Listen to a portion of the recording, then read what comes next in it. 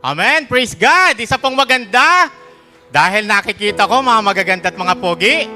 Isang masaya dahil nakikita kong nakangiti kayo. At higit sa lahat, pinagpala dahil magkakasama tayo. Amen. Binabati rin po namin yung mga nanonood sa kanila pong mga live stream. Saan man po kayong sulok ng Pilipinas, saan man kayong panig ng mundo, sumainyo nawa po ang pagpapala ng Diyos. Happy Sunday po sa inyong lahat. Happy November 30 sa inyong lahat. Masaya tayo, di ba, no? Kasi imagine, 335 days na kayong binubuhay ng Diyos. 335 days na kayong iniingatan ng Diyos. Nakaupo kayo sa kinauupuan nyo, 335 days na. At nakatitiyak tayo, hanggang December, itatawid tayo ng pagpapala ng Diyos. Amen? Dahil habang inuuna natin ang Panginoon Diyos sa ating buhay, priority din niya tayo. Kaya wag natin kakalimutan, ngayong araw na ito, ibibigay natin yung the best na pagpupuri, the best na pagpapasalamat, upang sa araw ng bukas na pagsalubong natin sa December, ganado din ng Diyos na pagpalain tayo. Amen? Tayo pong lahat ay tumayo at bigyan natin ng malakas na palakpak ang Panginoon sa umaga pong ito. At pangungunahan po tayo ni Sister Cyrene Campusano sa pambungad na panalangin sa saliw po ng mga awitin ng music ministry. So Lord, we want to praise you, Jesus. We want to glorify your name, O God. Thank you for your goodness, Panginoon. Thank you, Lord, for your mercy. Thank you, Lord, for your favor, provision in our lives, O God. We want to give you glory, O God, this morning, O Jesus.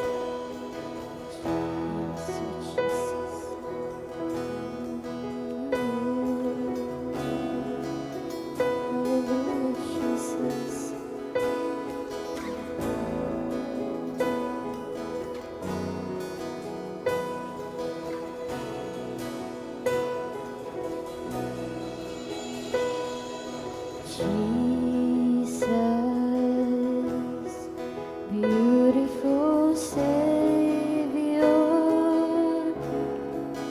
God of all majesty, risen King, Lamb of God, holy and righteous, blessed Redeemer, bright morning star. Oh, the heavens shout your praise. Oh, creation bow, oh, creation bows to worship you.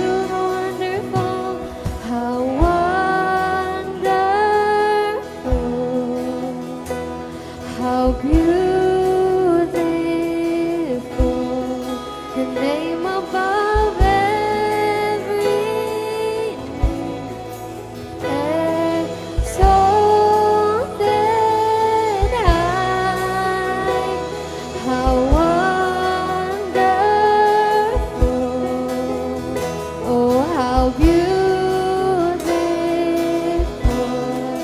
Jesus, your name,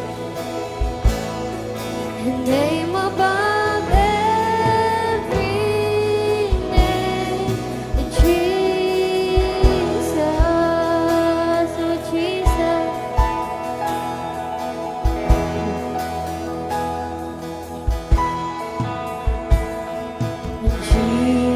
Jesus,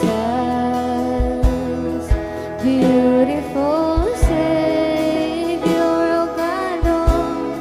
oh God of all majesty, risen King, oh Lamb of God, holy and righteous, holy and righteous, blessed Redeemer, bright morning star. All the heavens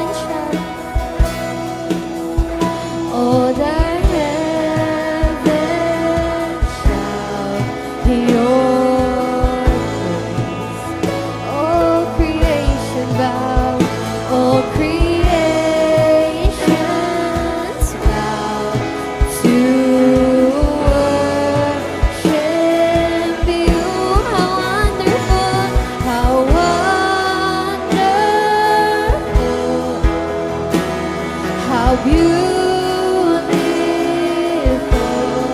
the name above every name, exalted high. How wonderful, how beautiful, and Jesus, your name, the name above every name. How wonderful, how beautiful, the name above every name, exalted high. How wonderful, oh how beautiful, that Jesus, your name, name above every name, that Jesus, that Jesus.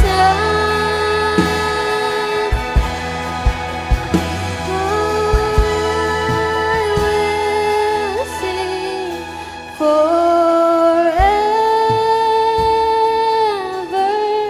and Jesus, I love you, and Jesus, I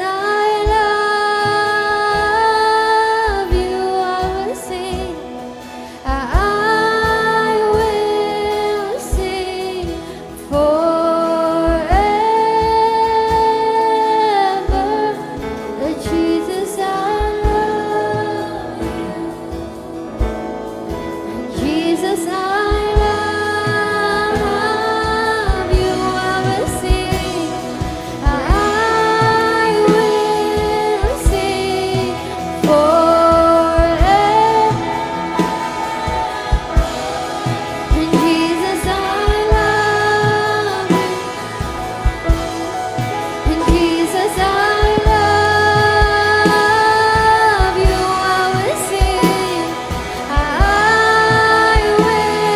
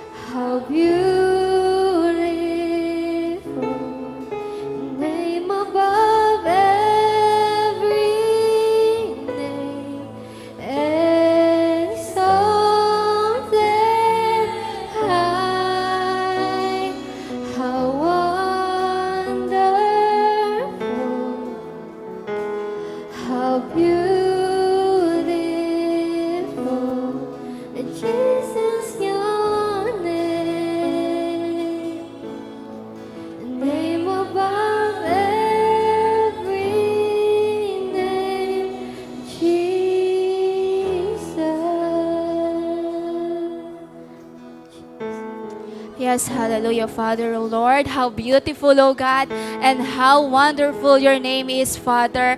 We will continue to worship you, O God. We will continue to praise you, O God. Thank you, Jesus. Thank you, Holy Spirit. Maraming salamat, Panginoon. Tunay, O God, na napakabuti mo sa buhay ng bawat isa. Tunay, Panginoon, na napakatapat mo sa buhay ng bawat isa. Maraming salamat, O God, sa buhay na ganap at kasiyasiya. Maraming salamat, Panginoon, pagmulat pa lamang ng aming mga mata, ang mga anak mo ay pinagpala mo. Maraming salamat, Panginoon, sa buhay at kalakasan na pinagkakaloob mo sa buhay ng bawat isa. Salamat, Panginoon, sa bawat biyaya na aming natatanggap araw-araw, O God. Salamat, Panginoon, kailanman hindi mo kami pinagkulang, O God. Sapat ang iyong biyaya, sapat ang iyong grasya at habag sa buhay ng bawat isa. Maraming salamat, Panginoon, sa mga pagsubok na aming pinagdadaanan. Salamat, Panginoon, sapagkat palagi kang naririyan. Ang iyong mga salita, ang iyong mga pangako, ang siyang aming matibay na sandigan. Maraming salamat, Panginoon. Hindi mo kami iniwan ni pinabayaan man sa bawat pagkakataon at sa bawat buhay namin, Panginoon. Salamat, Panginoon, dahil lagi ka naming nararanasan, lagi kang kumikilos sa aming mga buhay, O God. Maraming salamat, Panginoon, sa buong linggong nagdaan, sa buong buwan na nagdaan, sa buong 11 months, Panginoon, na nagdaan. Salamat, Panginoon, na natili kang tapat sa aming mga buhay. Salamat, Panginoon, dahil hindi mo kami iniwan ni pinabayaan man. Salamat, Lord, dahil lagi kang nandyan para sa iyong mga anak. Salamat, Panginoon, sa bawat pagyakap mo sa buhay ng bawat isa, sa bawat pagpapagaling mo, sa bawat may sakit. Salamat, Panginoon, sa bawat lakas na binibigay mo sa buhay ng bawat isa. Maraming salamat, Panginoon. Tunay na napakabuti mo sa aming mga buhay. Ngayong oras na to, Panginoon, inaamin namin na hindi kami perpekto, na kailangan ka namin sa aming mga buhay. Hindi namin kaya, Panginoon, kung hiwalay kami sa iyo, God. Kaya patuloy mo kaming samahan, Panginoon. At Lord, inihingi po kami ng kapatawaran sa lahat ng aming mga nagawang kasalanan, mga naisip, nasabi, nagawa na hindi naging kalugod-lugod sa iyong harapan. Right now, Panginoon, pakalinisin mo kami ng iyong dugong banal mula ulo hanggang talampakan. Linisin mo ang buhay ng bawat isa, O God, upang maging karapat dapat kami, Panginoong, tawaging iyong anak. Maraming salamat, Panginoon. Tinatanggap na namin, O God, ang kapatawaran na nanggagaling sa iyo, O God. At patuloy, Lord, na sa oras na to, dinadalangin namin, Panginoon, ang katagumpayan ng iyong banal na gawain, O God. Patuloy, Lord, na ikaw ang maranasan ng buhay ng bawat isa. Patuloy, Lord, na kumilos ka ngayong umaga, O God. May ginagawa ka sa buhay ng bawat isa. May ginagawa ka sa simbahang ito, O God.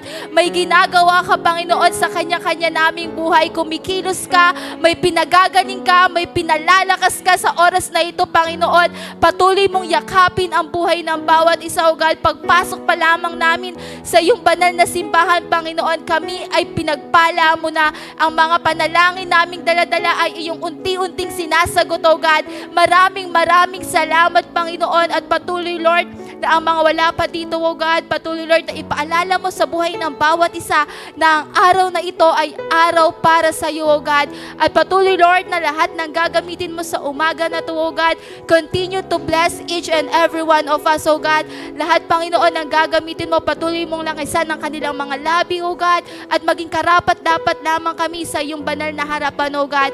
Patuloy, Lord, na ang magsasalita ng iyong banal na salita, Father God. Patuloy, Lord, na pangunahan mo siya, O God. Ikaw lamang ang maitaas. Ang lahat ng lalabas sa kanyang bibig ay magdadala ng pag-asa sa buhay ng bawat isa, O God. Maraming salamat, O Lord.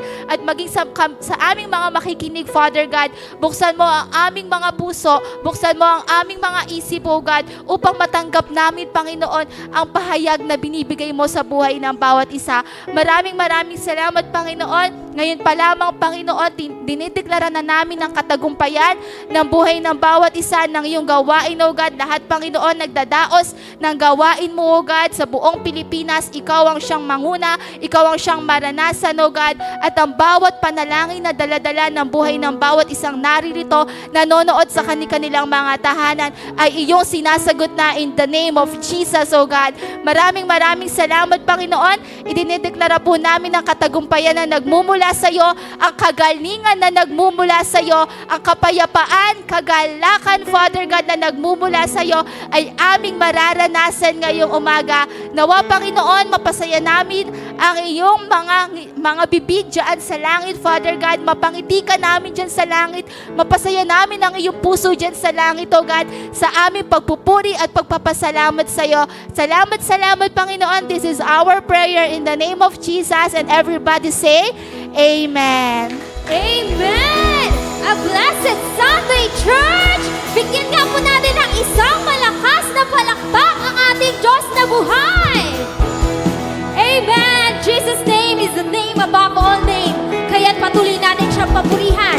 Dahil kay Jesus, tayo'y pinagpala. Dahil kay Jesus, tayo'y malaya. Hallelujah!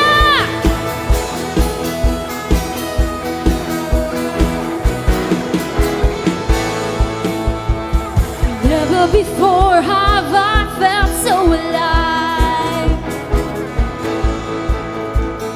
Never before have I thought I could fly. Never before have I ever been so free.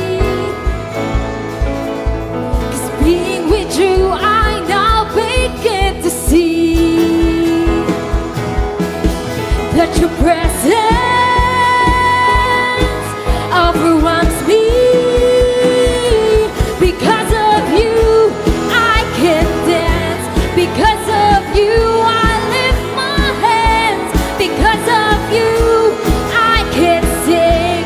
I am free. Yes, we are free. Hallelujah. Lift my hands. Because of you, I can sing. I am free.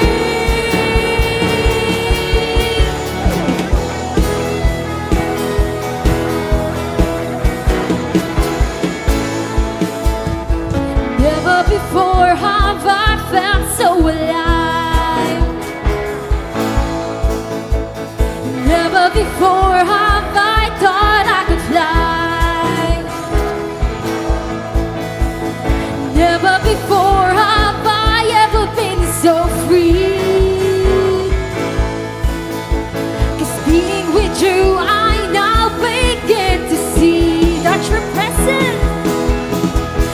your presence, overwhelms me.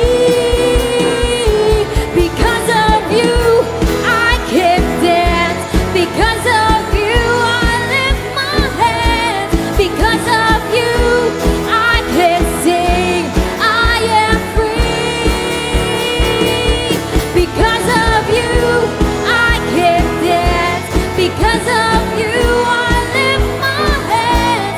Because of you, I can sing. I am free. Yes, Jesus, we will continue to shout your name.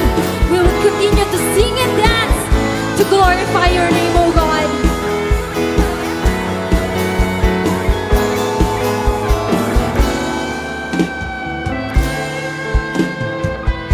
We're jumping, shouting, dancing, spinning, singing. There's freedom. We're jumping, shouting, dancing, spinning, singing. There's freedom. We're jumping, shouting, dancing, spinning, singing. There's freedom. We're jumping, shouting, dancing, spinning, singing. There's freedom. Come on, church, jump! Shouting, dancing, spinning, singing.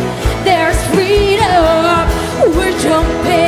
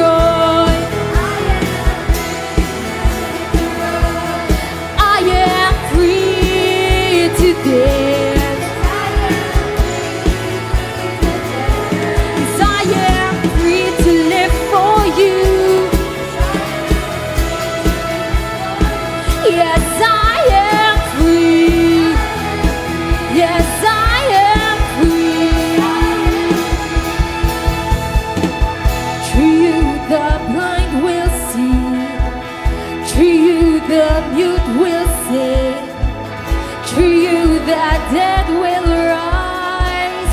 Through you all heart will praise. Through you the darkness flees. Through you my heart screams, I am free. Yes, I am free. Yes, I am free. Yes, I am free to run. Yes, I am free to dance. Yes, I am free to live for you.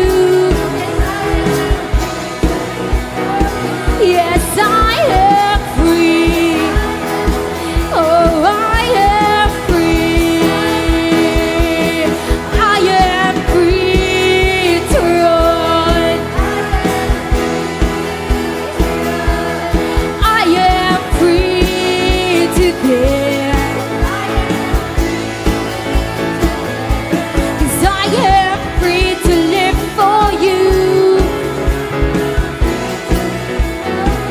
Yes, I am free. Oh, I am free. Yes, Jesus. Hallelujah. Yes, Lord, we are free to serve you, oh Jesus. Hallelujah, Lord. Oh Jesus, our hearts belongs to you, Panginoon. Hallelujah. Yes. Jesus, we worship you. We give you glory. So, Jesus.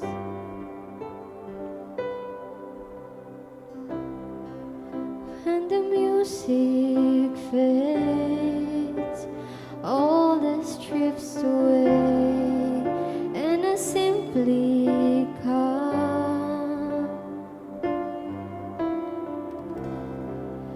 longing just to bring something that's of worth that will bless your heart.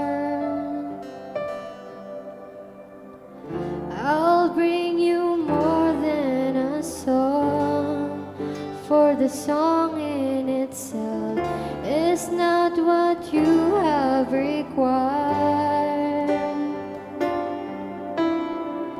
You search much deeper within to the way things appear. You're looking into my heart. I'm coming back. I'm coming back to the heart of worship when it's all about you. It's all about you, Jesus.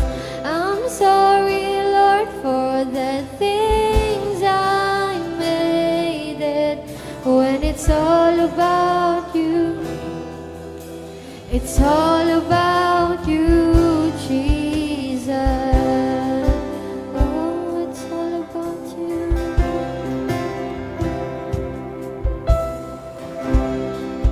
King of endless worth, and no one could express how much you deserve, though I'm weak and poor. Though I'm weak and poor, all I have is yours. Every single breath, I'll bring you more than a song. I'll bring you more than a song, for the song in itself is not what you have required. You search much deeper. You search much deeper within to the way things appear. You're looking into my heart. I'm coming back. I'm coming back to the heart of worship when it's all about you. Oh, it's all about you. It's all about you, Jesus. I'm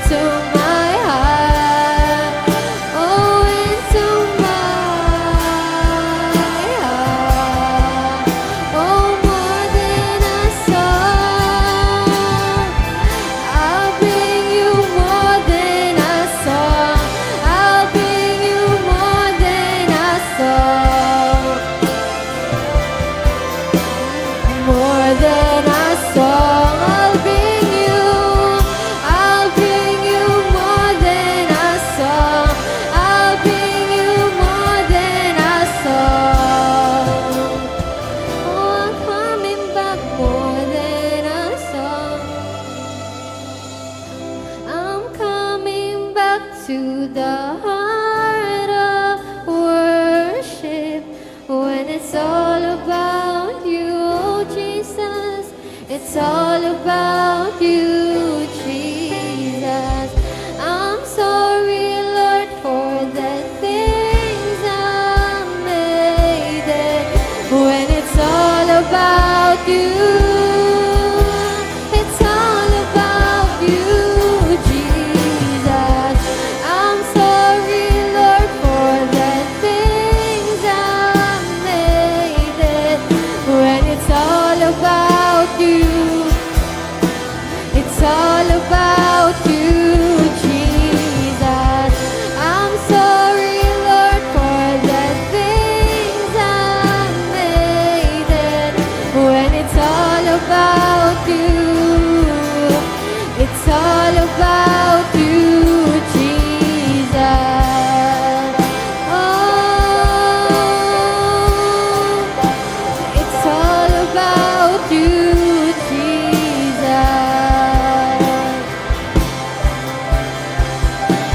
You're the name above all names.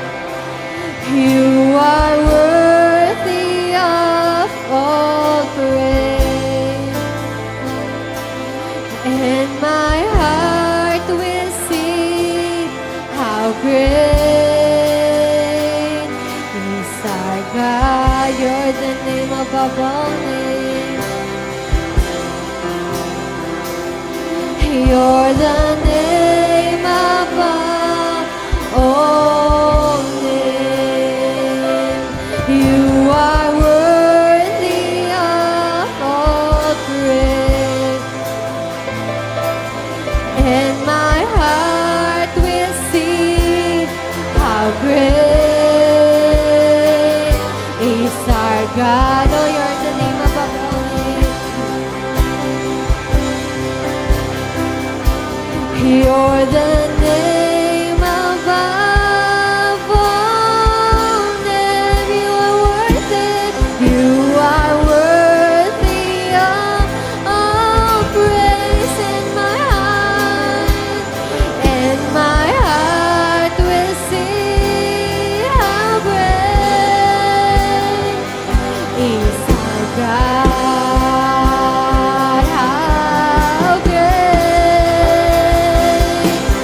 How great is our God. Sing with me, how great is our God. And oh, we'll see how great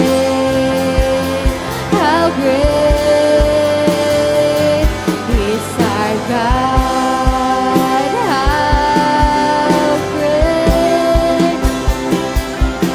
How great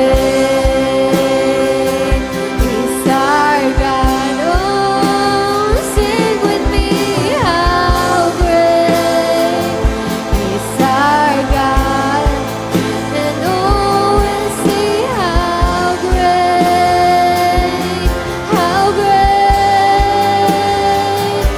is our God. You're the name above all names. You're the name above all names. You are worthy. You are worthy of all praise. And my heart will sing how great is our God. You're the name above all names, oh Jesus. You're the name above all names. Oh, you are worthy. You are worthy of all praise. And our hearts will sing how great is our God. Oh, minsan ba, you're the name above all names. You're the name above all names.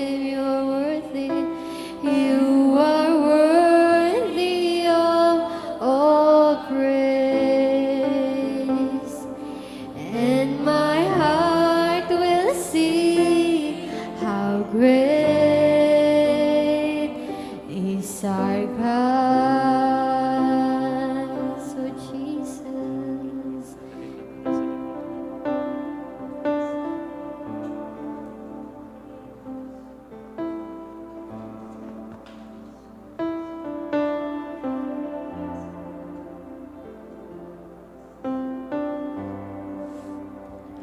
Hallelujah, Jesus. We worship your name, O God.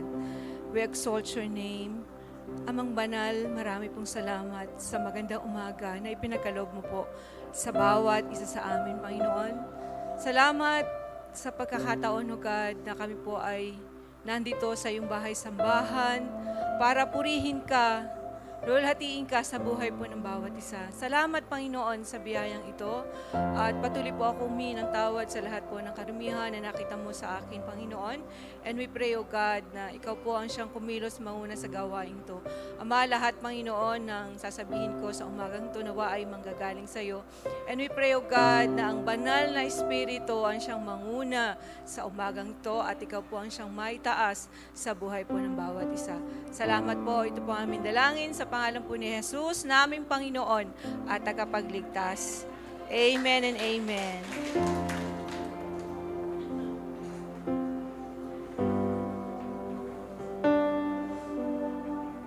Amen. Muli po ay isang magandang umaga po sa inyong lahat, no? At higit sa lahat sa ating pong Panginoon at magandang umaga din po doon po sa mga kapatid po natin na nanonood sa kanila pong mga tahanan. Amen. So, mabuti po ba ang Diyos? Amen. So, in-acknowledge ko rin po yung mga ngayon lang po dumalo sa gawain, no? So, meron po ngayong umaga ay makakasama po natin yung pinsan po namin na taga Bisal na si Mylene at si Erwin. So, salamat po sa Panginoon at dinala po sila ng Panginoon sa umagang ito. Amen. So, kumusta na po ang bawat isa? Amen. Mahina po, ano? So, nakita po natin, no, lagi pong sinasabi na sobrang bilis po ng panahon. Totoo naman pong sobrang bilis po ng panahon. Kasi po, nung nag-preach po ako dito, September pa lang. Ngayon, November na po at katapusan na, di ba? At nakita din po natin, no, yung mga nangyayari po sa atin pong bayan, ano? Pero hindi naman po tayo masaya dahil hindi po tayo nalindol o nabagyo. Pero pinagpipray din po natin yung mga kapatiran po natin na doon po sa Cebu, di po ba? At makikita po natin nung last 2 weeks siguro na sino po bang natakot kay Uwan? Yan po ba? Diba sobrang lakas at saka tingnan po natin, ano ba yung signal number 4? Paano kaya ang signal number 4? So, Bulacan, diba sa Marilao, signal number 4. Sa amin po, konting ulan, bahana. So, signal number 4 pa, tapos Sunday. So, marami pong nag-uusap kung magkakaroon ba kami ng gawain o wala. Diba? Parang, naku, baka pag uwi mo, lumalangoy ka na, yung bahay mo binahana. So, salamat po sa Panginoon dahil naka-attend pa rin po kami. And then, gabi pa lang po ng Sabado, inayos na po namin yung tindahan namin, tinaas namin lahat. Siyempre, kailangan may gagawin ka rin, nagpipray ka, di ba? So sabi po namin, ako, bukas, 2:00, bahana, yung gano'n. Pero sa mga prayer po natin, nagulat po kami, umuwi po kami ng maaga, dapat meron pa po kaming gagawin eh. Umuwi na kami kasi baka hindi na po kami makauwi ng bahay dahil lumalangoy na sa laki ng baha. Nagulat po kami 2:00, wala pong ulan. So sabi 10:00 ng gabi. So 10:00 po ng gabi, wala pa rin. Sabi madaling araw. So ang ginawa po namin, di po kami natulog. So binantayan po namin yung CCTV namin. Ba't wala namang ulan? Saka natulog na tayo. Nag-pray tayo, di ba dapat pagpasalamat tayo sa Panginoon. Truly, God is so faithful. Di ba? Ang Diyos po natin ay makapangyarihang Diyos. Kahit signal number 5 pa yan, number 10. Kapag nananalig ka sa Panginoon, nandun siya talaga nakikilos sa buhay ng bawat isa sa atin. Ang mahalaga lang, kilala mo yung sinasampalatayanan mo. Sino yung Diyos na pinaglilingkuran mo? Hindi yung nakikita ng mata natin, di ba? So, ganun po kabuti ang Panginoon natin. Kaya kahit anong pagsubok problema ang ating nararanasan sa mga panahon na to, tuloy-tuloy lang po tayong maglingkod sa ating pong Panginoon. Amen po. Amen. So makita po natin, ang topic po nating umaga na to ay tungkol pa rin po sa evangelism, no? Naniniwala po ako na marami sa atin na nagagamit po sa gawain ng Panginoon sa pag-iebanghelyo. At kung bakit narito po kayo sa umagang to ay dahil may nag-share po ng gospel sa inyo. Sabihin niyo nga po sa inyong katabi, salamat sa Panginoon, nandito ka. Amen. So, sino na po dito nakapag-share ng gospel sa iba? Nasabi na, mahal ka ng Panginoon. Meron po ba? Amen. So, tayo pong lahat. So, ang text po natin ngayong umaga ay Roma 1:16. Ang sabi po dito, hindi ko ikinahihiya ang magandang balita sapagkat ito ang kapangyarihan ng Diyos para sa kaligtasan ng bawat sumasampalataya, una sa mga Hudyo at gayon din sa mga Griego. So ano pong sinasabi yan? Di daw po natin dapat ikahiya ang salita po ng Diyos. So ang topic po natin ngayong umaga ay masasabi po natin isang napakahalagang usapin sa ating pong mga Kristiyano. So ang title po ng ating lesson ngayon, ang mensahe po ng Panginoon sa umagang ito ay pinamagatan pong different barriers in sharing the gospel and how to overcome them. Di po ba? Ang dami po mga hadlang sa pagpapahayag po ng salita ng Diyos at paano po natin ito ma-overcome. So, ang objective po natin ngayong umaga, sa mensahe po ngayong umaga, layunin po natin na matulungan ang bawat mananampalataya na harapin at mapagtagumpayan ang mga hadlang sa pag-eebanghelyo. So, ang una po, isa po sa mga hadlang ay dahil sa takot na baka lumayo, tawaging killjoy. Di po ba? O kaya magkaroon ng hindi pagkakaunawaan sa kaibigan o sa mahal sa buhay. No? So, makita po natin yun po yung unang hadlang. Isa po maaring dahilan ay dahil sa marami po sa ating kapamilya o kaibigan ang mahigpit na nakapit sa kanila pong relihiyon, mga tradisyon at ritual, mga maling paniniwala at pamahiin. Sarado po ang mga isip nila sa ibang pananampalataya. Sisharean mo pa lang sila ng Word of God, ay, ayoko, parang takot na takot po sila sa salita po ng Diyos. Kung kaya, hindi po dapat sumama ang loob natin o pilitin po natin sila, no? Dahil kadalasan dito, nagsisimula ang pagkakaroon po ng conflict. Na kapag pinilit mo sa kanila yung salita ng Diyos, anong mangyayari ho? Hindi ko nababatiin, magkakaroon po ng awayan, no? Lumalayo sila at minsan nasisira ang relasyon sa kanila. Di po ba? Sabi po sa parable of the sower sa Matthew 13:3-9, doon po ay pinaliwanag ni Jesus na may iba't ibang uri po ng lupa. So, ibig sabihin, may iba't ibang uri po ng puso. Ibig sabihin, may mga tao na tatanggap sa gospel at may mga tao naman na tatanggi. Hindi po ba? Kung kaya normal lang po sa evangelism na hindi lahat ng tao ay tatanggap sa ating pong ibinabahagi. Maari lang po natin gawin ay panatilihin natin ang pag-ibig sa kanila nang may pagpipigil sa sarili, gaya po ng sinasabi sa 2 Timothy 1:7. Sapagkat hindi tayo binigyan ng Diyos ng espiritu ng takot, kundi ng kapangyarihan, pag-ibig at pagpipigil sa sarili. So patuloy lang po nating ipakita sa kanila ang pagmamalasakit, ang pagiging maunawain at mahinahon.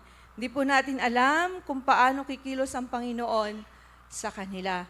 Tanggihan man nila tayo sa umpisa, ngunit maaaring may natanim sa kanilang puso, no? Ng buto ng katotohanan.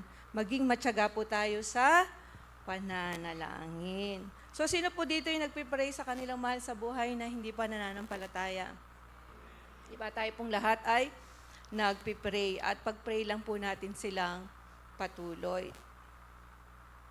So naalala ko po, ewan ko po kung naikwento ko na po ito sa inyo dati, no? Di po ba nung nasa Saudi po ako, so nakasign po ako sa operating room.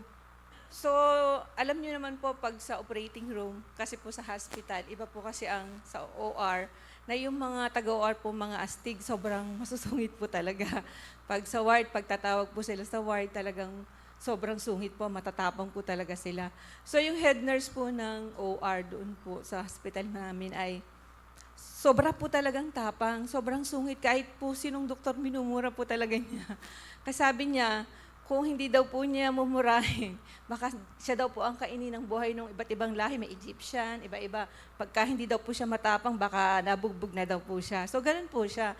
So, nung nag-abroad po ako, and then nalaman po ng mga ka-roommate ko na sa OR ako ma-assign, sabi po nila, ako, so, bata ka pa, patay ka, sabi niya. Napakasungit nung head nurse doon, ganun po. So sabi ko, di bali, pag-pray ko na lang siya. So nandun nga po, pumunta na po ako sa OR. Sobrang tapang po talaga. So every Friday po, pag sa Saudi, yun po ang day off namin. So, siyempre, head nurse siya, kailangan mahigpit po siya. So lahat po ng staff, kailangan every Friday nasa bahay niya. Siyempre, pag nasa bahay po niya, anong ginagawa po doon? Nagiinuman sila, parang nag-i-enjoy sila, kung ano-ano po ang ginagawa nila doon. So ako po, siyempre pinakabata, gusto niya, nandun din po ako. So lagi po niya akong sinasabihin na, Tessa, sabi niya, Friday ha, pumunta ka. So hindi po ako pumupunta kasi gawain po yun gawain po ng Panginoon. So hindi ko po siya ipagpapalit. Kahit na napakatapang niya, napakasungit niya na alam ko po na baka awayin niya po ako. Pero hindi pa rin po ako uma-attend. So matagal na po, 1 month na. Ganun pa rin po, hindi pa rin po ako pumupunta. And then one time, pinatawag niya po ako, sabi ko, patay, lagot, baka ako, anuhin ito, gano'n. So nag-pray po ako, Lord, bahala ka na, sabi ko po. And then sabi niya sa akin, bakit ka pa hindi uma-attend sa aming kasiyahan? And then sabi ko po, ay, kailangan sabihin ko na yung totoo. Dahil dati hindi ko po sinasabi. May gawain po kami, sabi ko, nag-a-attend po kami, nag-worship po kami sa Panginoon. Ganun pong ginagawa namin, nagpe-pray po kami. Tapos tumawa po siya. Sabi niya, bakit? Sabi niya, broken-hearted ka ba? Sabi niya, bakit ka nagaganyan? Sabi niya, bata ka pa, hindi ka naman matandang dalaga. Or ano man. Ang mga nagaganyan lang, yung mga taong wala ng pag-asa. Sabi po niya ganun. At saka, napaka-boring ng buhay mo. Bata ka pa, hindi. Sa Friday, kailangan umaten ka. Sabi ko, Lord, hindi po talaga pwede. Ang tigas ng ulo ng batang to, parang ganun po. So nagpe-pray pa rin po ako. And then sinare ko po sa kanya kasi po nandun po talaga ang salvation sa Panginoong Jesus. Kahit hindi po siya nakikinig, sinare ko po sa kanya yung gospel. Kahit na parang, paano kaya sa Monday, sa susunod na Saturday kung anong gagawin po sa akin. So pray lang po talaga ako ng pray sa kanya. At hindi ko po siya sinunod. At nagpatuloy po rin po akong dumalo sa gawain po namin. So isang araw po, Wednesday po yun, prayer meeting po namin. May kumakatok po dun sa church, sa basement po kasi yun, ng building. May kumakatok, sabi, hinahanap ka nung head nurse. Niya sabi niya, patay, ano kayong gagawin sa akin? Baka ako parusahan, gano'n. Tapos nakita ko po, sabi niya, halika sandali, sabi niya, may tatanong lang ako sa'yo. Ilumabas po ako, tapos sabi niya sa akin, tapos wala na akong malalapitan, sabi niya. Bakit po? Nagulat ako. Tapos malungkot po yung mukha niya. May problema ako, wala akong masabihan. Ikaw lang ang naalala ko na malalapitan, sabi niya. Bakit po? Kasi tumawag yung mga kamag-anak ko sa Pilipinas. Kasi yung anak ko may cancer, 18 years old. Sabi ko, ganun po ba? And then, ang problema, puputulin na yung paa, urgent. Parang hindi niya po kaya, parang sasabog siya, parang mamamatay siya. Sabi ko, hindi ko po kayo pwedeng kausapin ngayon kasi may prayer meeting po kung gusto po, umattend po kayo. Wala po siya magawa, umattend po siya. And then, nasa gawain na po, ang inawit po doon yun yung, ikaw lang ang pag-asa ko, tanging ikaw ang buhay ko. Nagulat po ako, nag-iiyak na po siya. Sabi ko, ito yung pinakamasungit, ito yung pinakamatapang na tao. Awit pa lang, umiiyak na siya sa Panginoon. Sabi ko, bakit kaya siya umiiyak? So yun po, natapos na po ang gawain. Then nag-usap na po kami. Senior niya nga po yung problema niya. Sabi ko nga po sa kanya na, ang Diyos natin ay makapangyarihan. Wala po imposible sa Panginoon. Sige nga, sabi niya pong ganon. Mula ngayon, sabi niya, yung Friday na yon, sabi niya, hindi na ako magpapaparty, sabi niya pong ganon. And then, sabi niya po, gusto ko magkaroon po ng Bible study sa kanila pong kwarto. Kaya mula po noon, naging Kristiyano siya. At noon yun po yung pinakamasungit, ako na po yung ginawa niyang assistant dun sa OR. Kaya parang excuse po, napakabuti po talaga ng ating Panginoon na hindi po natin dapat ikahiya ang salita po ng Diyos. Amen. Amen po. Amen. Ang ikalawa po, hadlang sa pag-ebanghelyo ay ang takot na hindi ka magaling magsalita. Meron po ba dito, no? Hindi tayo magaling magsalita. No? Yun ang gusto mo mag-share, pero hindi ka magaling magsalita. Parang pag nagsasalita ka, nauutal ka na, nabubulol ka na. Di ba? Yun po yung pangalawa. Sino po kaya sa Bible ang alam nyo na parang nauutal siya, pero ginamit po siya ng Panginoon sa Old Testament? Sino po? Amen. Si Moises po, di ba? Sabi po sa Exodus 4:10, sinabi ni Moises, O Panginoon, hindi ako magaling magsalita, kahit noon pa man. Kahit ngayon kinakausap mo ako, mabagal ako magsalita at dilay hindi matatas. Ano po ang sagot ng Panginoon sa kanya? Sino ang lumikha ng bibig ng tao? Sino ang nagpapapipi o nagpapabingi? Nagpapalinaw ng paningin o nagpapabulag? Hindi ba't ako ang Panginoon? Sabi sa kanya ng Panginoon, ngayon humayo ka at ako'y sa iyong bibig at ituturo ko sa iyo kung ano ang iyong sasabihin. So nakita po natin, even si Moses hindi siya magaling magsalita, pero siya po ay nagamit po ng ating pong Panginoon. Ikalawa po, sino po? Si Apostol Pablo, no?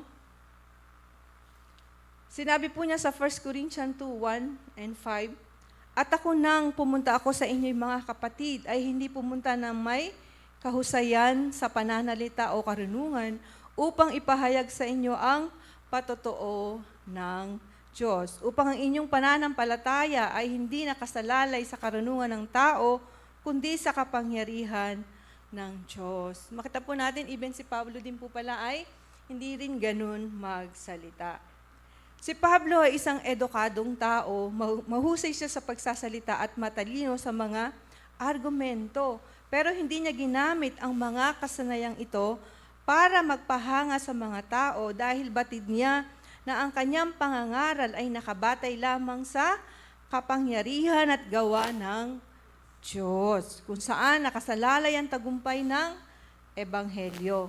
Katunayan, inamin nga niya na hindi siya mahusay magsalita ayon sa panuntunan po ng mundo. So, sino po yung pangatlo? Maging si Pedro at si Juan. So, makita po natin, no? Even si Pedro at si Juan po ay talagang hindi rin po sila magaling magsalita. Sabi po sa Acts 4:13a, nakita nila kasi na Pedro at Juan at walang pinag-aralan at mga karaniwang tao kaya sila'y namangha. So makita po natin, si Pedro at Juan po pala ay wala po silang pinag-aralan. Pero makita po natin kung gaano po sila ginamit ng Panginoon sa kanya pong gawain. Kung kaya tandaan po natin na ating pagiging mahusay magsalita ay hindi po requirement sa evangelism. Dahil ang kapangyarihan ng Ebanghelyo ay nakasalalay lamang sa kapangyarihan po ng Diyos. Minsan sinasabi natin, di man ako nakapag-aral, paano ako mag-share ng gospel? So naalala ko lang po si Inda, kung titingnan po natin, si Inda, hindi po siya college graduate, hindi po siya high school graduate po, hindi ko po alam kung anong grade lang po siya. Grade 2 or grade 3 po, no? Pero mightily po, grabe po, ginamit po talaga siya ng Panginoon sa kanya pong gawain. So, hindi po natin sasabihin na hindi ako marunong magsalita. Ano ang sasabihin ko? Basta tayo po ay nasa Panginoon, may willing na mag-share po ng gospel, kikilos po siya sa atin pong mga buhay. So, ano po yung pangatlo? Ikatlo, isa pang hadlang sa pag-ebanghelyo ay ang takot na sabihan ng iba na wala namang Diyos o kalokohan lang ang gospel. Narinig niyo na po ba to? Ayoko yan, kalokohan yan. Parang ganon. Kalokohan lang yan naglilingkod sa Panginoon na yan. Kapag ganito ang sitwasyon, ano pong gagawin natin na pag sinabing kalokohan lang yan? Wala namang Diyos eh. Bakit? Nakita mo na ba ang Diyos? Nahawakan mo ba ang Diyos? Di po ba? So marami pong nagsasabi ng ganon. So kapag ganito ang sitwasyon, ano pong gagawin natin? Matapos natin itong maipahayag, kung hindi natin kailangang ipilit ang paniniwala natin sa kanila. So, hindi daw po natin dapat ipilit Dahil ano po ang sabi sa 1 Corinthians 1:18a? Sapagkat ang pangangaral ng krus ay kamangmangan sa mga napapahamak. So basahin po natin yung nasa slide. Sabay-sabay nga po nating basahin.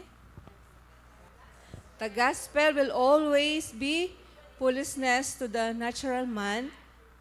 Preach it anyway. So, yun po yung sabi po ni John MacArthur. Sinabi din po sa Matthew 5:11 and 12, mapapalad kayo kung kayo'y inaalimura at pinag-uusik at pinaparatangan ng masama dahil sa akin. Matuwa kayo at magalak sapagkat malaki ang inyong gantimpala. Sa langit. Saan po? Sa langit. So, hindi po dito, no? Gantimpala po sa langit. Kung kaya kahit sila ay tumanggi o mangutya at tawaging kalokohan lang ang gospel, ay huwag tayong masiraan ng loob, no? Huwag po masira ang loob natin. Sa panahon po ni Pablo at iba pong mga disipulo, marami silang hinarap na persecution. Noong nagsisimula silang magpalaganap ng mabuting balita sa Korinto. Imagine po, babanggain nila ang mga kinamulatang katuruan patungkol sa kanilang relihiyon na kinikilala ng matagal na panahon. Ngunit sa kabila nito, ibinahagi nila ang mabuting balita at maraming kaluluwa ang naligtas. Sa naunang chapter po ng Book of Acts, sa Acts 1:8 ay sinabi, subalit tatanggap kayo ng kapangyarihan pagbaba sa inyo ng Espiritu Santo at kayo'y magiging mga saksi ko sa Jerusalem, sa buong Judea at Samaria at hanggang sa dulo ng daigdig. Ito ang karanasan ng mga naunang Kristiyano na dahil sa pakikipisan ng Santong Espiritu ay naging malakas ang kanilang loob sa pagbabahagi po ng gospel. Ngunit mula sa munting simula na iyon na itatag ang isang iglesia sa Korinto at lalo pang kumalat ang ebanghelyo sa iba pang mga lugar. At makita natin kung paano pinalakas ng Panginoon si Pablo noong mga panahon na nakulong siya sa Pilipos, pinalayas sa Tesalonica, ipinuslid palabas sa Berea, inalipusta siya sa Athens, itinuring na naloloko sa Corinto, at pinagbabato sa Galatia. Ngunit nanatili siyang pursigido na maipahayag ang gospel sa Roma, kung saan nakaluklok ang kapangyarihang politikal at relihiyong pagano. Ngunit nanatili siyang matapang at masigasig sa kanyang misyon. Sinabi pa niya, kilala ko ang aking sinasampalatayanan. So, si Jesus, di po ba? At natitiyak kong maingatan niya hanggang sa huling araw ang ipinagkatiwala ko sa kanya sa tulong ng Espiritu Santo na nananatili sa atin. Amen po ba? So, dapat po kilala po natin yung Diyos na atin po sinasampalatayanan. Sa panahon natin ngayon, maraming iglesia po ang nakakaranas ng matinding pag-uusig, di po ba? Sa iba't ibang mundo, gaya po ng China, India, Nepal, at iba pong mga bansa. So, napapanood niyo po ba sa Facebook yung, anong bansa po ba yun? Nicaragua po ba yun? Nigeria? Grabe po, maiiyak ka po, 52,000, 50,000 po yung pinapatay dahil po sila ay naglilingkod sa Panginoon, no? Dahil po sa kanilang pananampalataya at sa matapat nilang pagpapahayag ng Ebanghelyo ni Kristo, marami sa kanila ay ipinakukulong, pinahihirapan at marami pong pinapatay. Pero dito naman po sa Pilipinas, sa biyaya po ng Diyos, hindi pa natin ganoong naranasan ng ganong uri po ng pag-uusig. May nag-uusig po ba sa atin nung nag-share po tayo ng gospel? Wala lang po siguro bumaril sa atin o nagpakulong po sa atin, di po ba? So mapalad tayo dahil mas malaya pa tayong magpahayag ng salita ng Diyos at magpagamit sa Panginoon. So malaya po tayo, no? Kaya't gamitin po natin ang kalayaang ito upang lalo pang maibahagi si Kristo habang may pagkakataon pa tayo, no? So, hindi po natin alam yung katabi po natin o yung kapitbahay po natin mawawala na pala kinabukasan. Hindi mo alam hindi mo talaga alam yung buhay. So, nagulat nga rin po ako nung November 1, nandun po kami sa Pancho, no? Nakita ko po yung pinsan po namin si Kuya Romy, tapos nag-appear pa kami, nagkwentuhan pa po kami. Tapos ang dami pa po niyang sinabi. Sabi ko, aba, maganda itsura mo ngayon na parang ganun pa. Dati po kasi iba po itsura niya. Tapos nabalitaan ko ilang araw lang po, wala na siya, di po ba? So ganun po kabilis ang buhay po natin. Kaya sinabi po ni Apostol Pablo sa 1 Corinthians 3:6-7, ako ang nagtanim, si Apollos ang nagdilig, ngunit ang Diyos ang nagpapatubo. Kaya't hindi ang nagtatanim o nagdidilig ang mahalaga, kundi ang Diyos na nagpapalago. Amen po. So mayroon po ba sa atin na hindi agad tumanggap sa Panginoon dito? No, parang ang tagal pa. Pero meron naman pong mabilis. So iba-iba po talaga ang panahon po natin. So ganun din po sila, no? Kaya pag sinabihan po tayo na kalokohan lang ang mga bagay na to, huwag po tayong malungkot. Ipag-pray po natin yung mga tao na nagsasabi po ng ganito. So, i-share ko lang din po yung testimony, no? Dahil doon po sa hospital po namin, so marami po talagang Pilipino. Yung pinaka-head po, yung pinaka-assistant po nung may-ari ay isang Pinay na 30 years o 40 years na po. Bata pa lang po ata siya, nandun na po siya sa Jeddah. So, ganun niya po kamahal yung may-ari. Na kahit na ipahamak po yung kapwa Pilipino, talagang gagawin niya. So, sumisip-sip po siya. So, ginagawa niya po yung mga cleaner. May mga cleaner po kasi mga Pinoy. Dadaan po yan para po siyang prinsesa, parang gano'n. Tapos po pagka may nakita po siyang dumi sa sahig o sa mga upuan, sino ang cleaner na naka-assign ngayon? Tatawagin po, sabi niya. Gaganyanin niya po yung at sabihin niya, ano to, parang ganyan. Alikabok, wala kang sweldo, isang buwan salary deduction. So, ganun po siya kasama. Sobra po talaga siyang masama. So, yung pong church po namin, sabi po namin na, siya po yung unang sa prayer item po namin. Madam, ganito. Lahat po ng tao sa hospital, minumura, sinusumpa po siya. And then, kasi medyo mataba po siya eh. Meron po siyang code name. Oh, nandyan na si B, yung balyena, yung mga ganun po. Basta, puro po mas mapangit na salita ang sinasabi po sa kanya. So, parang, marami po kasing nurses na dumarating. Ang tirahan po kasi namin basement, doon po yung, dinadala po yung mga bagong nurse. Kasi po doon sa Saudi, kapag dinala mo yung nurse, kapag hindi po siya napunta sa gawain, napupunta po siya sa kabila, sumasama po. At talaga pong grabe po nangyayari sa kanila. So bago po dumating yung bus na pag may bago, sinasalubong na po kagad namin, unahan po kami, na sisharean po namin ng gospel, dadalhin po namin sila sa church, papakainin po namin sila, and then sasabihin namin na, oh, Friday ha, may gawain. Yung parang inaano po talaga namin, sinishare na po namin. So ito pong madam na to, ayaw po niya ng gano'n. Hindi po namin alam kung bakit. At sinasabi po niya, doon sa sekretary niya, abangan mo yung mga born again na mga siraulo. Mga ganun po mga siraulo na yan, parang ganun. Abangan mo ha, unahan mo sila, sabihin mo na, inaaya ko yung mga nurse na yan, huwag mong pababain sa baba. Dahil kalokohan lang yung Biblia na yan. Kalokohan lang yung mga pinaggagawa nila na yan. Parang ganun po talaga, sobra po. Marami pong paninira ang sinasabi sa amin talaga. Kaya lang po, naano po kami dun sa mga bago. So pinagpipray lang po talaga namin siya. At talagang hindi mo siya kayang banggain kasi kabit po siya ng may-ari ng hospital. Sabihin, kadikit po talaga siya. So wala ka po talagang, hindi po kabit kadikit po siya, ganon. So yun po, grabe po. So pray kami ng pray. Talaga sabi namin, ang tagal na po namin nagpipray. Pero sabi po namin, para namang hinto, tugunin kaya ng Panginoon yun. Napakasama ng tao na to. So pinagpipray lang namin siya. Parang natural na lang na prayer. So parang hindi ata mababago to. Meron pong isang estudyante na Saudi, inahaway niya po, minura niya kasi sa astig po yung Saudi. Kaya po pala yung Saudi na yun, anak po ng Department of Health sa Jeddah. Hindi niya po alam. So nagalit po yung Saudi, tinawagan niya yung tatay niya. Sabi niya, may nurse dito sa hospital na to na inaaway ako. O tumawag po yung Department of Health doon po sa may-ari ng hospital. Ang sabi niya, paalisin mo yung babae na yan. Paalisin mo yung nurse na yan. Sino ba yan? So yung may-ari, parang, paano gagawin ko? So ang ginawa po niya, yung nurse na yun, inilipat na lang po sa ibang hospital. Hindi na po pinauwi sa Pilipinas. Kaya po yung mga tao sa nagbubunyi po. Parang nagbubunyi, sabi ko, kawawa din naman, sabi namin. Parang sabi naman, ay, tinugon na ba ng Panginoon yung pera natin kasi napalaya siya? Ito na ba yung tugon ng Panginoon? So, ganun po.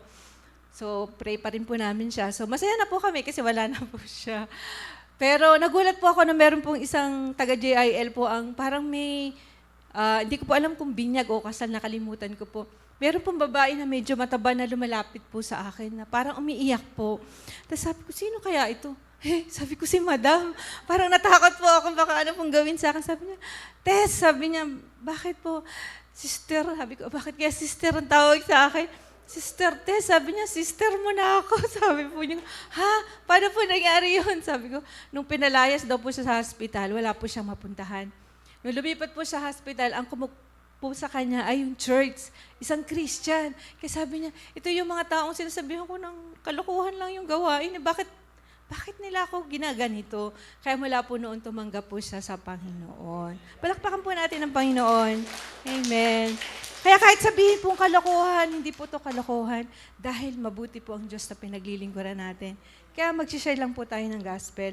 So yung pang-apat po, ika-apat po, ang pag-iebanghelyo ay yung pong takot na baka hindi maipaliwanag ng maayos ang gospel o hindi masagot ang mga tanong ng kanilang kausap. So ito po lagi inaano natin, no? Takot na baka hindi maipaliwanag ng maayos ang gospel o hindi masagot ang mga tanong ng kausap. Diba? Parang, naku, baka may tanong ito, hindi ko to masagot. Di po ba? Tandaan po natin, mahalaga ay maibahagi sa kanila ang paunahing mensahe ng Ebanghelyo ng may kalinawan. Kasama na dito ang mga piling talata sa Biblia na may kaugnayan sa ating ibabahagi. No? Tandaan po natin, hindi kailangang maging eksperto tayo. Maging isang theologian o makapag-aral ng seminaryo upang maunawan at malinaw na maibahagi sa iba ang mabuting balita ng kaligtasan. Pero dapat tayong mag-aral. So dapat po tayong mag-aral. Ano po ang isi-share natin kung hindi po tayo mag-aaral, di po ba?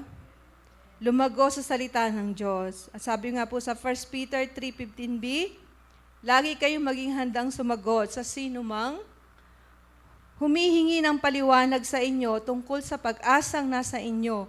Sinabi din po sa 2 Timothy 2:15, magsikap kang humarap sa subok sa Diyos, manggagawang walang dapat ikahiya na gumagamit ng wasto sa salita ng katotohanan. Alam niyo po, kapag nasanay na po kayong ipahayag ang gospel ng paulit-ulit, bababa po yung posibilidad na mental block kayo at dahil magiging natural na ito na gawin natin.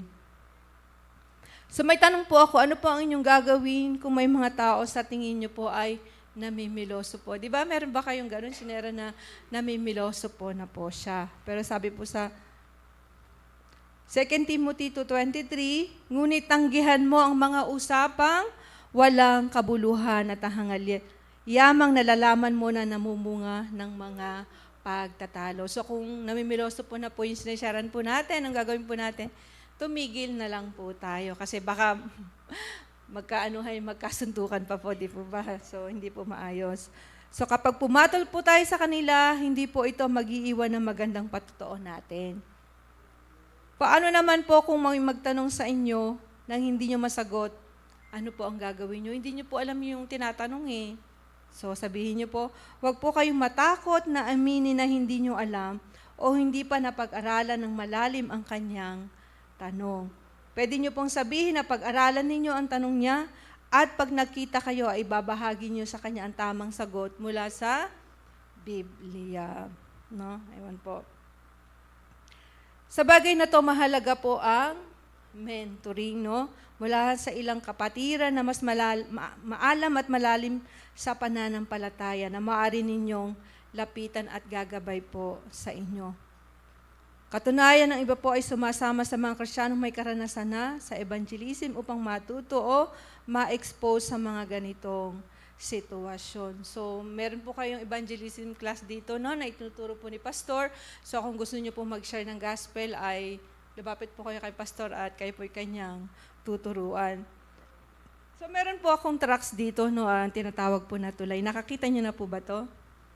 Ito pong tracts na to, nandito po, isi-share niyo na po yung gospel, yung about sa kaligtasan. At nandito naman po yung isang tracts about gospel.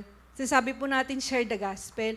Pero kung di po natin alam yung gospel, ano po isi-share natin, di ba? So, kailangan po talaga tayong mag-aral. So, meron po akong binigay kay pastor na ganito, kung sino po yung interesado na matuto at mag-share ng gospel, ay manghihingi po kayo kay ma'am. Amen. So, mahalaga po ito na matutunan po natin at ito po yung tulay na sinasabi, ang tulay ang ating pong Panginoong Jesus. So, sunod-sunod po na verses to. So, pag mag-share po tayo, nandito na po lahat, mauunawaan po natin. At madali pong maunawaan ng atin pong kasama na kung saan ay maibahagi po ang salita po ng Diyos. Amen po. So, yung pang-5 po, Ika-5, isa pang hadlang sa pag-iebanghelyo ay yung pong takot na kutsain, husgahan ayon sa inyong nakaraan dahil kilala ka nila dati, no? Parang natatakot kang mag-share kasi paano ba ako mag-share? Dati akong masamang tao, dati akong bilanggo, dati akong mamamatay tao, magnanakaw, at kung ano-ano pa, no? So, wag mo nating hayaan na maging hadlang po ito sa paghahayag po ng salita ng Diyos. Ano po ang ating dapat gawin sa ganitong sitwasyon? Kung kutsain man nila tayo, wag natin silang personalin. Sabi ni Jesus sa Luke 10:16, ang nakikinig sa inyo ay nakikinig sa akin, at ang nagtatakwil sa inyo ay nagtatakwil sa akin. At ang nagtatakwil sa akin ay nagtatakwil sa nagsugo sa akin. At kung uhusgahan nila tayo base sa ating nakaraan, tandaan natin na tayo ay Kristiyano na. Bago na ang ating identity. Ito ang sinasabi sa 2 Corinthians 5:17, no? Na kapag tayo na kay Kristo na, tayo na po ay isa na pong bagong nilalang. Kung tunay ngang naranasan natin ang pagbabago sa tulong ng Santong Espiritu, hindi natin nahayaan na i-condemn tayo ng ating kaaway o mag-alinlangan tayo sa ating pananampalataya. Kahit ano pa ang nakaraan, tayo ay binago na at patuloy na binabago ng ating Panginoon. Amen po ba, no? Patuloy po tayong binabago ng ating Panginoon. Inaalala lang po natin ang ating mga pangit na nakaraan para magamit natin ito bilang patotoo sa biyaya ng Diyos sa buhay po natin ngayon. So yung pangit po nating nakaraan, pwede po nating ipatotoo sa mga sinisharan po natin kung paano po tayo binago po ng atin pong Panginoon. Mahalaga po ang ating magandang patotoo at ang paggawa ng kabutihan sa iba na bahagi din po ng ating intentional evangelism. So napakahalaga po talaga nung maganda po yung atin pong buhay bilang isang Kristiyano. Naalala ko po yung mensahe po ni Pastor nung isang linggo, di po ba? Ano ba? Christ, endorser. Di ba? So, endorser pala tayo, di ba? So, hindi lang po bagay ina-endorse natin. Grabe. Ina-endorse po natin King of Kings and Lord of Lords. Kaya pag may nakita po silang hindi maganda sa atin, yan ba yung Kristiyano? Parang ganun po, So, nakakalungkot po. Kaya bilang mga Kristiyano, dapat po talaga makita po sa atin ang buhay na kaaya-aya at kalugod-lugod po sa atin pong Panginoon. So, yung ika-6 po, isa pang hadlang sa pag-iebanghelyo ay ang pagiging mahiyain. Sino po ba yung mahiyain dito? Sister Irma po ata mahiyain. Ako din po, noong una po talaga, sobrang mahiyain po talaga ako. As in, hindi mo po ako mapapalabas ng bahay, lalo na pag maraming tao, hindi na po ako makakalakad. So, salamat po sa Panginoon na ako po ay kanyang binago na hindi ko po akalain na ako po ay makakatayo sa inyo pong harapan. Ito'y dahil lang po sa biyaya po ng atin pong Panginoon. Ano nga po ba ang sabi sa text po natin ngayong umaga? Roma 1:16a, sabi po dito, hindi ko ikinahihiya ang magandang balita sapagkat ito ang kapangyarihan ng Diyos para sa kaligtasan ng bawat sumasampalataya. Una sa mga Hudyo at gawin din sa mga Griego. So dapat hindi daw po tayo maging mahiyain. Sinabi po sa 2 Timothy 1:8-9b, kaya't huwag kang mahihiyang magpatotoo para sa ating Panginoon, at huwag mo rin akong ikahihiya na isang bilanggo alang-alang sa Kanya. Sa halip, makihati ka sa pagtitiis para sa magandang balita Umasa ka sa kapangyarihan ng Diyos na nagliligtas at tumatawag sa atin para sa isang banal na gawain. So, kailangan pong paglabanan natin ang pagiging mahiyain. Amen. Paglabanan po natin. Dahil ano ba ang mas mahalaga? I-entertain ang ating pagiging mahiyain o pahalagahan ang kaligtasan ng kaluluwa ng mga tao mula sa kapahamakan? Mahihiya ka ba o hayaan mo lang yung tao na mapapahamak? So, gaya po ng nabanggit ko po kanina, no? Patuloy lang po tayong manalangin, mag-aral at magsanay. Kung may conviction na magbahagi, mas madali itong magagawa sa isang mas malapit po sa atin. So, no, kung may conviction po sa atin, nararanasan niyo po ba to? Sharean mo yan. Ayoko, parang sharean mo na yan. Parang nahihiya ako, hindi ko kaya. So pag meron pong conviction ng Panginoon sa atin na sharean yung tao na yun, dahil hindi po natin alam, baka may mangyari po doon sa tao na yun, mawala na pala siya. Ito na po yung time na i-share po natin yung gospel sa kanya, no? So sinasabi ko nga po, maaari po tayong gumamit po ng mga printed gospel tract bilang gabay sa pagpapaliwanag. So, pwede po tayong gumamit ng mga ganitong tracts para madali pong ma-share. At pagkatapos po natin na-discuss sa kanya, pwede po nating iwanan to at basahin sa kanila pong tahanan. No?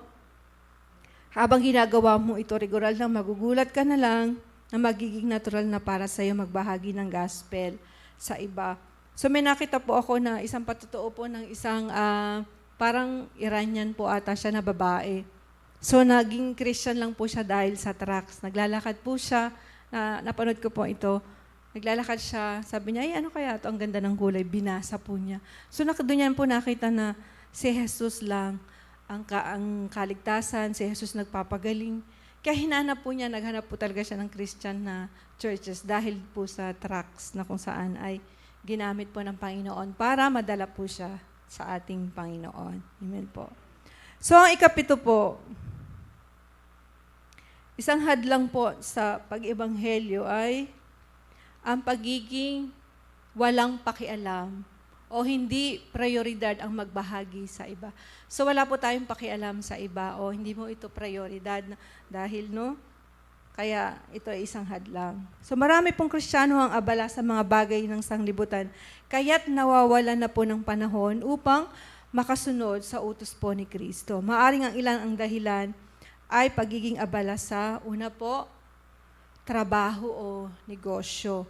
Batid natin na kailangan natin ng trabaho at na sinasabi sa Biblia na hindi tayo dapat maging tamad. Subalit kung mas inuuna natin ang material na bagay kaysa spiritual na gawain ay, iyon po ang problema. Ikalawa, ang pagkakaroon po ng komportableng pamumuhay.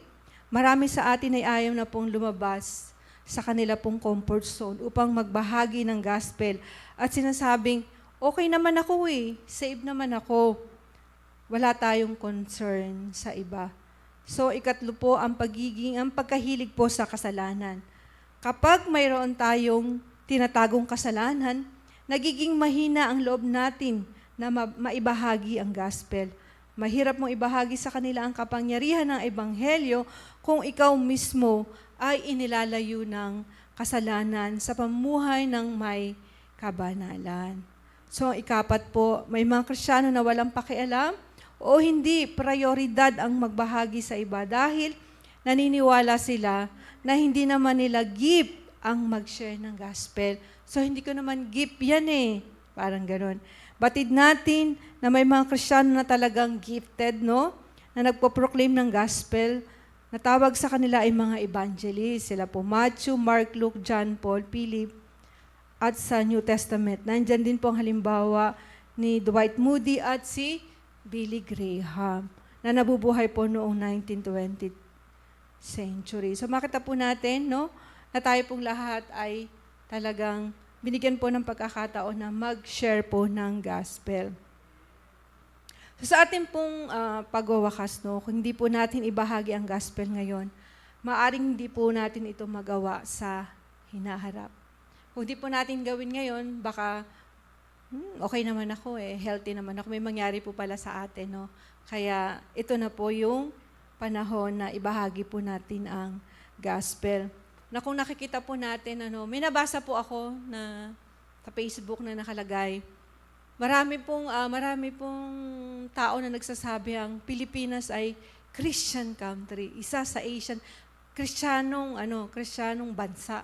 Pero kung titignan mo Kristyanong bansa, siya yung bansa na pinagtatawanan sa buong mundo ngayon sa corruption. So nakalagay doon, bakit? Christian sila. Bakit ang daming corrupt, ang daming ganito? Napakadaming nangyayaring katiwalian sa ating bansa. So ibig sabihin, Christian ba sila? Tunay ba silang Kristiyano? So nandoon talaga na makikita natin na hindi mo ibig sinabing Christian country ay totoong Kristiyano.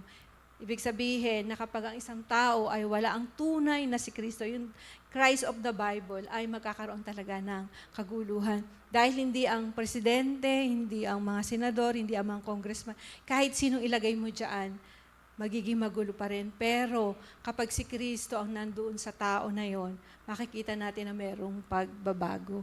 Kaya patuloy lang po tayong mag-pray, sa mga nangyayari po sa ating bayan. At alam po natin na may gagawin kaya ang Panginoon.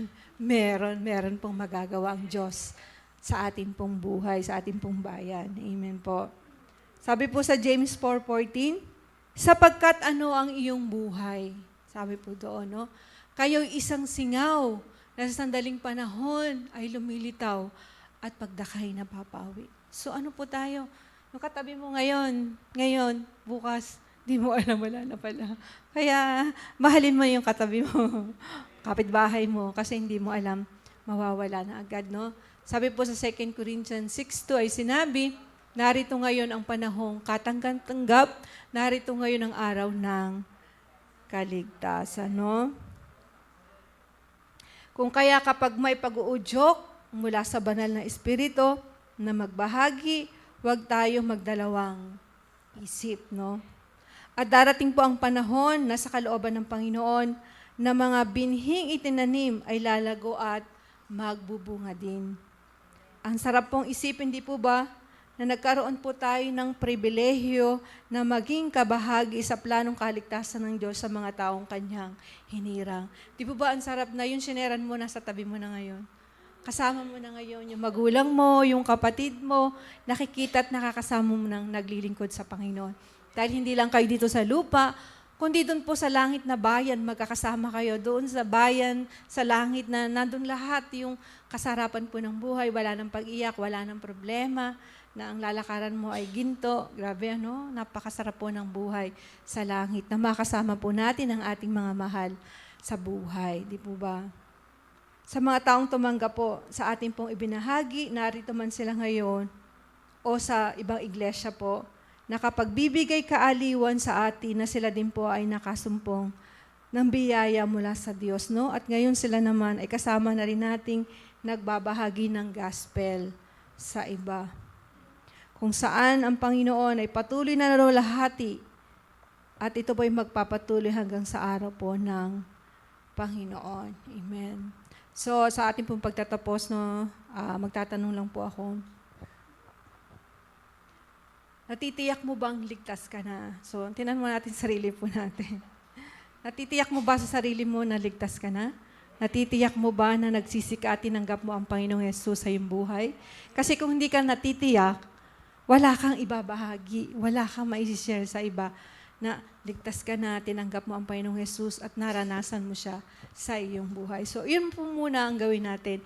Tiyakin po natin na tayo ba ay ligtas na. May pagnanais ka ba na maibahagi sa iba ang kaligtasan ng natanggap mo sa Panginoon? So may pagnanais po ba tayo? Check po yung heart natin. Sabi ko, Lord, bakit ito yung mensahe mo sa amin? Evangelism, sharing the gospel. Dati pa to, noon pa to Pero lagi po ipinapaalala ng Panginoon sa atin kasi minsan, ang sarap na po ng buhay natin, na parang saved ka na, nagsisimba ka every Sunday, nag-worship ka, ma-attend ka ng ganito, pero ang hindi mo nagagawa ay yung ma-share yung gospel ng Panginoon. Parang nakalimutan mo na may nakatabi ka nga sa jeep, ang tagal-tagal, nakita mo malungkot. Parang, bakit ba? Sarap, matutulog na muna ako. Inaantok ako yung ganon. Naalala ko lang po si Inda, no, nung bata pa po ako, nung magkasama po kami. Pag nasa jeep po yan, sasabihin niya, kakausapin po talaga, sinisiko, Inda, sabi ko, wag naman ganyan. Nasa jeep tayo, bakit? Sabi niya, kinahihiya mo ba ang salita ng Diyos?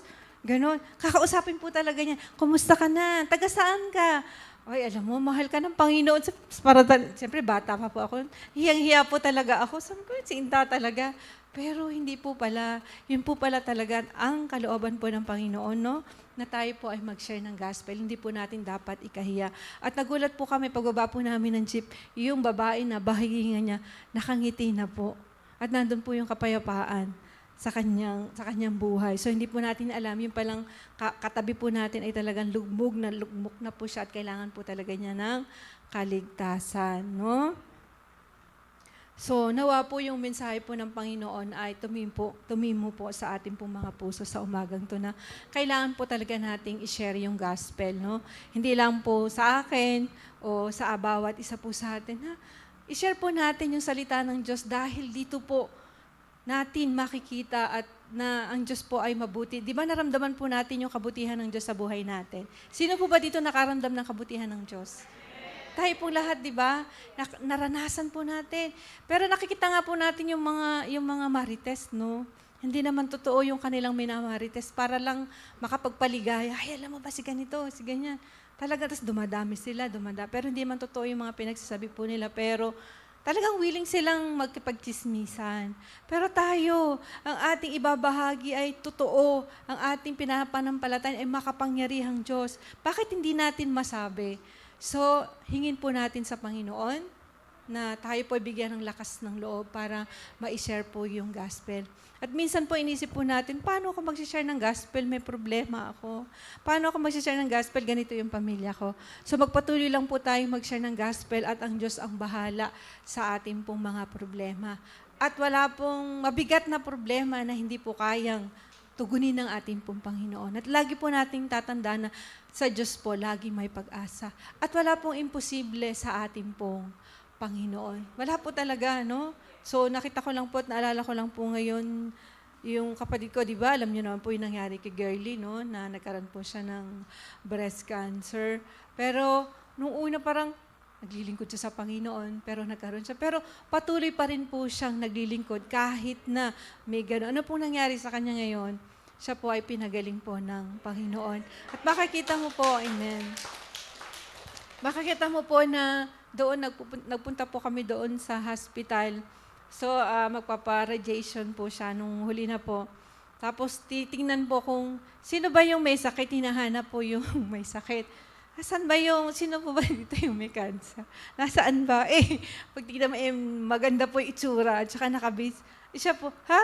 May sakit ba yan? Parang ganun. So, ang Diyos po natin ay mabuti. Tuloy lang po tayo sa paglilingkod, sa paghahayag ng salita ng Diyos.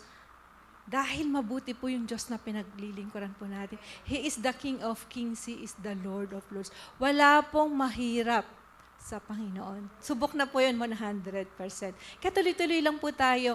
Kaya po natin nararanasan yung mga bagay na to ay para magkaroon po tayo ng patotoo. Sabi nga po namin kay Girlie, bakit kaya naranasan mo yan?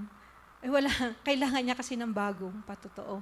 Kaya natin nararanasan to, kailangan po natin ng bagong patotoo para patuloy nga na malulhati ang Panginoon sa buhay po natin. Kaya tuloy-tuloy lang po tayo maglingkod sa Panginoon. Sabi nga, if we delight in the Lord, He will give us the desire of our heart. Kung tayo totoong naglilingkod sa Panginoon, hindi man natin sinasabi kung ano po hinihiling po natin, ibibigay at ibibigay po yan ng Panginoon sa tamang oras. Hindi po sa oras natin, kundi sa oras po ng Panginoon. Kaya mag-intay po tayo sa kalooban po ng Panginoon. So ready na po ba tayo mag-share ng gospel? Amen. So tayo pong lahat ay tumayo. Sabi nga po, kailan pa ibibigay ang buhay sa atin pong Panginoon. So bago po tayo manalangin, umawit po tayo ng kailan pa. So ngayon na po yung panahon. Amen.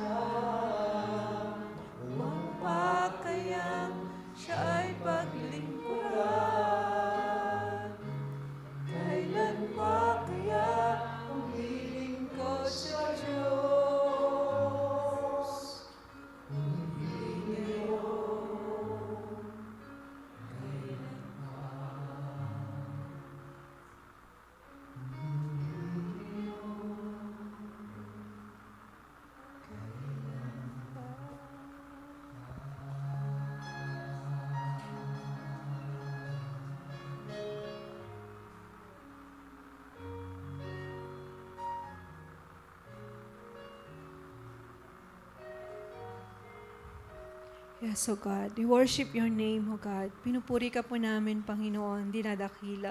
Salamat po at batid po namin na ang pag-ebanghelyo ay hindi po madali. Subalit ito ay isang misyon na iniatas mo po sa amin. Tulungan niyo po kami na mapagtagumpayan ang mga hadlang upang magawa ito. Bigyan niyo po kami ng lakas, karunungan upang kami makapag-ebanghelyo ng may katapatan, kalinawan at kagalakan.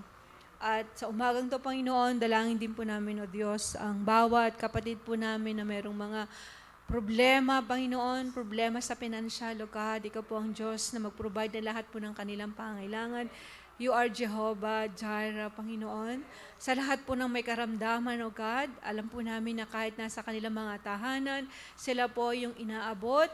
At sa mga kapatid po namin may karamdaman din, Panginoon, na nandito sa simbahang to, we pray for them, O God. You are Jehovah Rapha, the God that healeth thee, O God.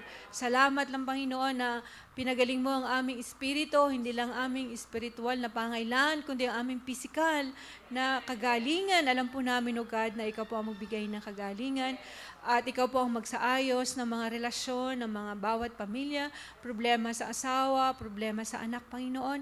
Amin pong idinudulog sa iyo sa umagang ito at alam po namin, ikaw ang Diyos na tutugon sa amin pong mga panalangin.